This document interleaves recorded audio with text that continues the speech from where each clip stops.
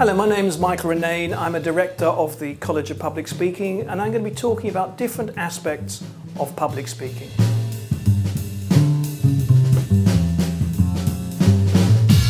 If you're preparing a presentation, you want to memorize it, the best advice is don't.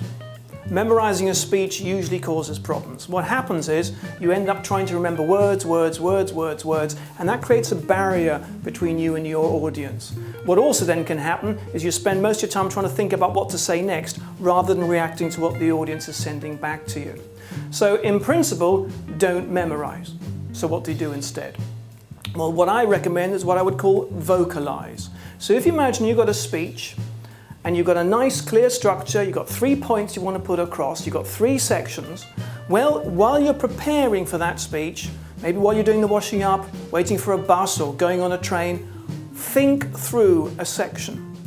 Just walk through it in your own mind. Now, when you get lost, as you will for the first few times, don't go back to the beginning and try again. Try and find your way back into where you wanted to go. What happens then after a while, it's a little bit like your main points are like the main street in a city. It's a brand new city to you, and every now and then you take a little side route and you get lost. But rather than retracing your steps, what I'm saying is keep going and see if you can find your way back onto the main route. Now, after a few days, doing the same exercise of walking through the town, you'll find yourself on a regular basis coming to similar places.